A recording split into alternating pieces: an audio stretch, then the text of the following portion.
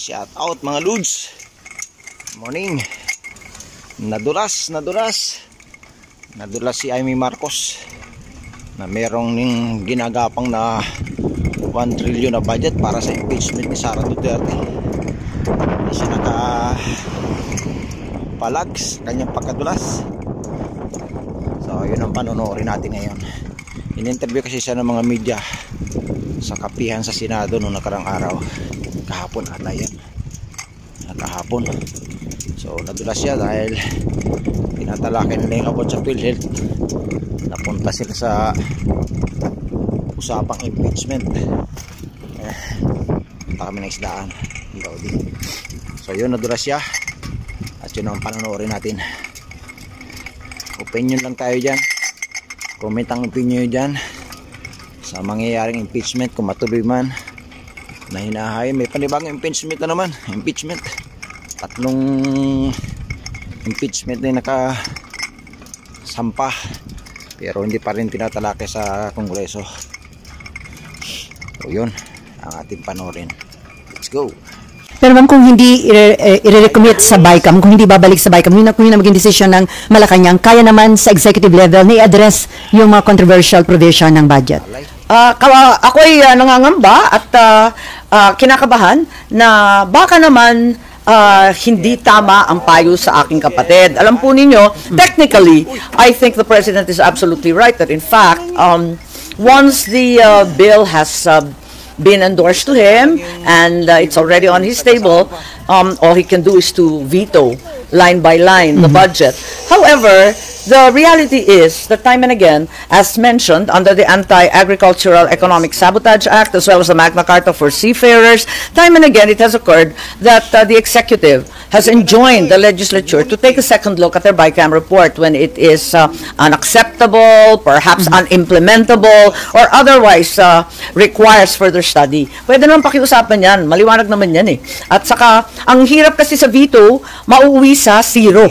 Magiging zero. Kung ano man line item na veto, wala naman pupuntahan yan kundi zero. Naka-zero na nga yung PhilHealth, ine-negative 74 billion pa ba? Asang zero na yan. Tapos yung mga 4Ps, nasa 50 billion ang tinanggal, isisiro pa ba natin yung buong 116 billion? Yan ang problema natin. Very limited yung veto power. At ang duda, nagkakaroon tuloy ng malisya at pangamba ang mga tao. Unang-una, mauuwi yan sa 2019 budget. At kung maglilimos tayo para makakuha ng MAIP, dahil yun nga, yung PhilHealth, wala na. Kahit miyembro ka ng PhilHealth na may karapatan na kumuha ng doktor, magkagamot, pumunta sa ospital, may karapatan ka doon, di ba? Kapag PhilHealth member ka. Ngayon, at ang PhilHealth, konting-konti na lamang yung wala na. Zero na nga yung operating expenses niya. At pumila sa malalakas na mga opisyal na may MAIP, yung medical assistance. Ganon din ang mangyayari sa mga 4Ps. Kung dati yung 4.4 million families na saklaw ng 4Ps program, merong inaabangan at inaasahan kada buwan. Ngayon, talagang pipila ka na naman at parang hihingi ka na naman, luluhod ka na naman sa malalakas para humingi ng akap. Parang gano'n na lang ang nangyayari. Ganun din, siguro, kapag veto, malamang mauuwi nga, katulad ng nabanggit ko, sa FLR for later release. Tapos pupunta ka sa DBM, sa DPWH, lalakarin kung sino malakas, yun ang okay. Kaya nananawagan ako kay Executive Secretary Bersamin. Alam naman natin na technically, legally, perhaps literally, the only power remaining with the President with regard to a budget is simply a veto, a line item veto. However, Executive Secretary Bersamin has on more than one occasion already urged the restoration of the budget of a law to the BICAM committee. Paulit-ulit na nakita na natin yan. Kasi ako'y kinakabahan. Mas alam ito ni Secretary Bersamin, ano? Article 14, Section 5 ng ating Konstitusyon, the state shall assign the highest budgetary priority to education. Education talaga napakaliwanag. Ang haba pa, ensure that teaching will attract and retain its rightful share, etc. Ang liwanag ng utos ng ating konstitusyon. Bakit nasa 900 billion lang yan, samantalang yung DPWH, nasa 1.1 plus trillion. Nakakakaba Kaya nananawagan ako, mas kabisado niya yung ating konstitusyon. Huwag naman ninyo ipahamak yung aking kapatid. Huwag naman ninyo ipapasok at pipilitin na pirmahan yung alanganin. ako rin ay nakikisuyo sa DBM na wag tayo mauwi sa sistema ng FLR, yung mahiwagang for later release na talagang palakasan at lahat ay lumuluhod sa DBM at sa mga bossing ng DBM para makakuha ng project. Pati naman yung mga project na binanggit at inaasahan ng taong bayan sa SONA, parang nawala na kasi isa na lang yung linya sa BICAM report, yung tinatawag na various infrastructure project. Pag tinatanong mo, sasabihin nila, VIP kasi yan, VIP. Anong VIP? Nagkakaduda tuloy lahat. Anong VIP yan? Sino siya? Various infrastructure project, very important persons, very important party list. Sino talaga ang nasa likod ng VIP, ng DPWH 1.1 trillion na tumataginting sa budget? Speech kahapon, sabi nyo, sa pakiwari nyo, may nangyaring himala pagdating sa BICAM. Part ho kayo ng BICAM panel. Sa tingin nyo, sino ang involved? Sino ang nagkaroon ng kapabayaan? Bakit nakalusot yung sa tingin nyo yung mga himala na nangyari dyan sa 2025? Hindi ko alam kasi BICAM panel nga kami, pero nag-picture taking lang kami. Alam naman ninyo yung sistema. Ako'y humingi ng tulong. Talaga umpisa pa lang, sinabi ko na. At sumulat ako. Formal akong sumulat sa ating SP, sa Chair, Grace Po. Sumulat naman talaga ako at sinabi ko sa kanila kung maaari, pwede ba? At tinanggap nila yung sulat ika-5 ng Nobyembre na nakikiusap ako, gawing klaro ang BICAM conference, gawing publiko para magkaroon ng diskusyon, malaman ng lahat. Hindi ko naman sinasabi na line by line, yung malalaki man lang, yung bilyon-bilyon. Wag naman yung nagugalanta na lang kaming lahat at biglang yung hawak mong subcommittee na pinagtsagaan mo na i-debate, i-hearing, ilang beses nakikisuyo ka. Nako, ilang beses kami nagmi-meeting, formal meeting, 2 beses kami nag-hearing sa subcommittee ng DSWD, makatapos ilang meeting na informal, sang katutak na tawag, sang damakmak na papel. Abay, wala nang banggit ng akap, biglang sumulpot na naman sa BICAM. Saan galing yun? Wala sa prioridad ng Pangulo, wala rin naman dun sa Congress version, wala rin sa Senate Committee. Bakit biglang umapir yan sa BICAM? Nagulat naman ako at nalulungkot ako kasi kumbaga dinedma lang yung sulat, dinedma rin si Senator Bato na sinabi niya, pwede ba? Wag tayong magmumukhang tanga, pwede bang pag-usapan muna para mabasa namin at least. Nung November 28 yun, tapos nung December 11, yung ikalawa at huling meeting ng BICAM, sabi nila, magpipirmahan na. Sabi ko, asan report na mabasa man lang? Sabi na, wala pa ganun. Ayoko na, natakot na ako. Dalamdala na ako sa ganyang usapin. Gusto ko makisama, pero kung blanco at kulang-kulang ang dokumento, paano ka naman pipirma? Takot mo lang. So, hindi na ako sumipot ng December 11, sa madaling sabi. At sa wakas, nung mga bandang 6:00 ng hapon na yun, napadala yung email sa opisina ko. At doon, nakita ko na nakapirma na yung ilan. Pero nakausap ko, yung ibang senador, diskumpiyado sila kasi yung napirmahan nila, yung front page lang. Yung iba talaga, hindi sila happy. Kasi nung nakita nila yung ibang pahina, ano to, ba't ganito? Pati sila nagkagulatan. Pero binilang na yon as 16. Hindi na pwedeng bawiin. Hindi na daw pwedeng bawiin, kahit page 1 lang sa 100+++ ang pinirmahan dapat. So, ma'am, si Senator... Kasi yung... sa rules kasi ng House, talagang klarong-klaro na every page ka pipirma. Dito sa atin, wala namang klarong rules, pero nakaugalian na, tradisyon na at custom. Medyo masagwa na talagang tignan. Election year, next year, ginawa na nating AKAP, ginawa na natin MAIP, yung PhilHealth, AKAP, yung 4Ps, ginawa na nating for later release lahat ng public works at nawala bigla lahat ng flagship program. Puro sa palakasan ang dating. Hindi naman maganda yon kasi talagang eleksyon na. Para sa akin, isang problema yung proseso. Kasi nga, nagkagulatan na naman. Ikalawa, yung problema, yung pera, hindi napunta sa inaayon, hindi napunta sa utos ng ating konstitusyon at sa batas. Pero ikatlo, para sa akin, kung inagaw yung pera ng nararapat, abay, inagaw din ang dignidad at ang dangal ng Pilipino. Kasi sa bawat sandali, luluhod ka pipila ka, magmamalimos ka para lang kumuha ng tulong. Hindi naman tama yung ganun. Tagal ko dyan sa budget, as administration, as opposition vice chairman, alam ko talaga na very bad budget talaga to. May himala talaga, nakakaiba. Yung mga dati, talaga naman may mali naman talaga Alam natin yun, wala nga perfect budget. Pero wag naman unconstitutional, illegal, immoral. Nang pirma, allergic ako sa pirma, di ba? Nadaanan ko na Pasko last year, yun na naman. Tapos nung bumalik tayo ng session, ayan na naman, yung panlilin lang ng pirma-pirma na yan. Ay, ma'am, ba't nga dun sa fake news na yun, kayo ang pinalabas na nangangalap ng pirma? Ano kayang, kayo ang pinalabas na nagsusulisit ng signatures? Ewan ko, baka naman galing sa kung saan yung mga balitang yan. Ako wala akong alam. Marites ako eh. Parati akong updated sa mga galaw dyan. Pero wala akong narinig at wala talagang alam. Kung may alam ako, di binalita ko na sa inyo. Wala sa ugali kong nagtuturo pero ang akin na lamang, iwasto na lang natin, moving forward. Ayan na, nabulagta na tayo riyan. Moving forward na lang, let's try and rectify. So, kung maaari, ibalik sa BICAM, kahit nagbitaw na ang palasyo ng salita, baka naman si E.S. Bersamin, pwede niyang gawin yung ginawa niya sa anti-agricultural economic sabotage, pwede niyang ibalik katulad ng ginawa sa Magna Carta for Seafarers at maayos ng maigi itong budget na ito. Ang laking kahihiyan, talagang trouble to para sa 2025. Pag nauwi to, lahat sa AKAP, MAIP, lahat sa katutak na limos, pati sa FLR ng DB.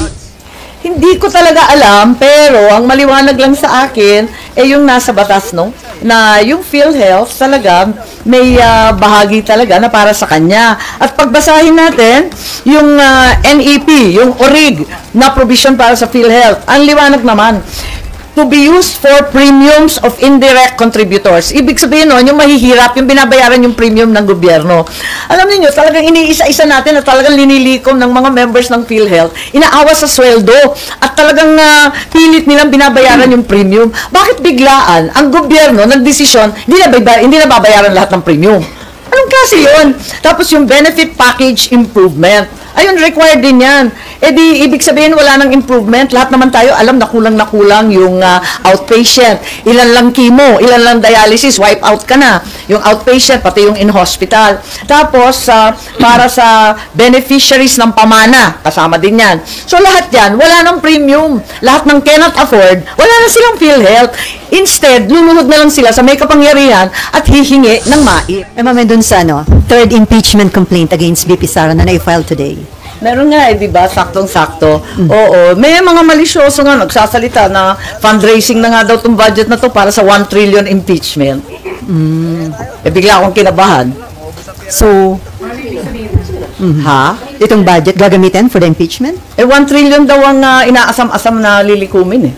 Para Oo. pambayad? Alam mo, daming marites, hindi ko alam. Totally without basis, but it's been marites. So, ma'am, personally, may preparation ka na sakaling umakyat dito sa Senate yung impeachment? Wala. Wala akong preparation, kasi alam ko kung anong gagawin ko. Usap na kayo ni Vice President Sara since yung outburst niya. Oo naman.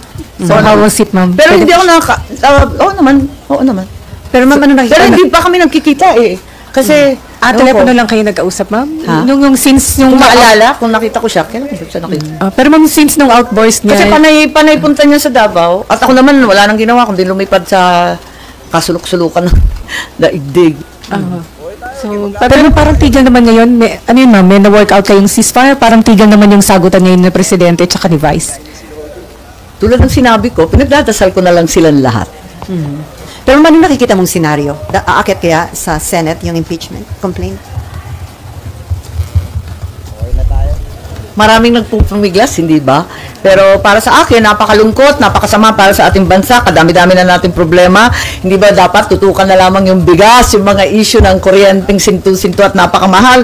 Hindi ba dapat tutukan na lang natin ang ating mga pobreng mga sundalong hindi bibigyan ng kung ano-anong kailangan nila sa West Philippine Sea? Ang daming problema, hindi ba dapat tutukan na lang yun? Pagdadagdagan pa natin? Ma'am, ito nga yung Fitch rating, ang sabi nila, a prolonged and fierce Marcos Duterte feud could cause fiscal and economic risks. Tama, nabasa ko rin yan Philippines. na talagang hindi siya maganda sa ekonomiya. Siyempre, iiwas yung mga nag-i-invest, lokal man o dayuhan, dahil walang kasiguraduhan eh.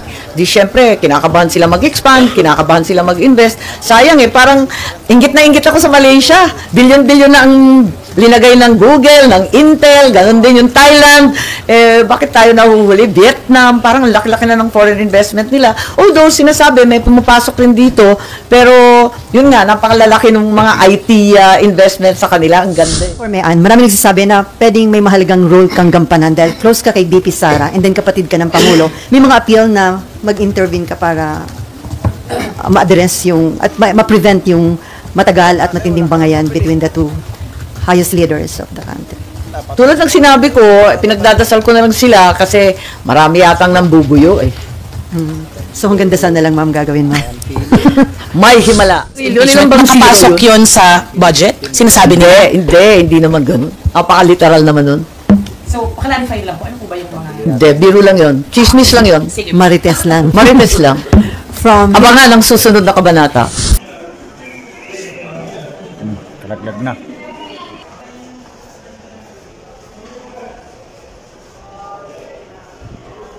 Dali mo? Nadali pala oh. Pag-chopping si Lodi oh. Okay tayo. Ubos na yung mga tao rito kay naisiuwian na rin.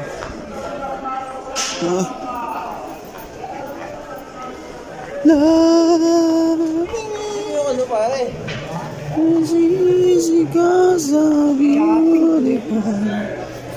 Every day in my life. Oh, kuya nang tawag si Lodi. Kanina tatay.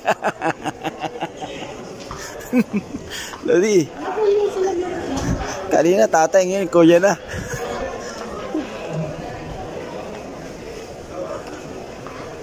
Nagpagupit lang si Lodi. Kanina tatay, ngayon kuya na eh. Lupit talaga nito si Lodi.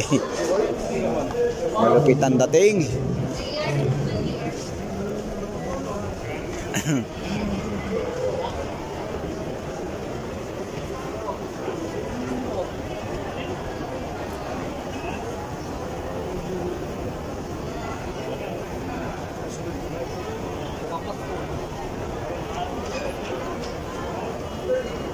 Lodge, labas muna tayo, Lodge. Oo. Baka nandiyan si Saudi Pinoy.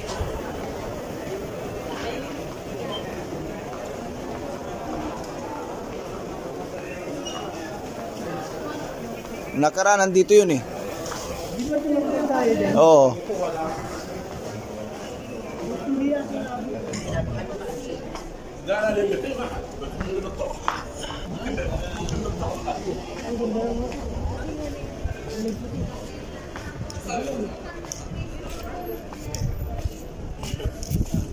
Sinok Mami.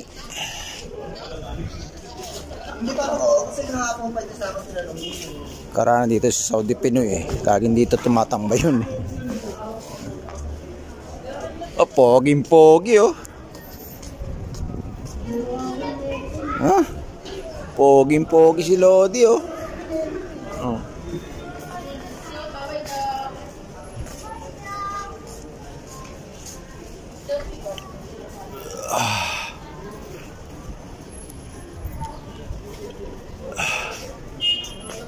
Lamig ano? Hanap doon sa nagpunta ako doon sa may dati sa pwesto dati. So, may nakasulat doon. Wala nga doon. Nakasulat niya sa bilag yun, nakalagay. Hindi ko ba nakalagay doon? Nakalagay ground floor. Saan ground floor yun?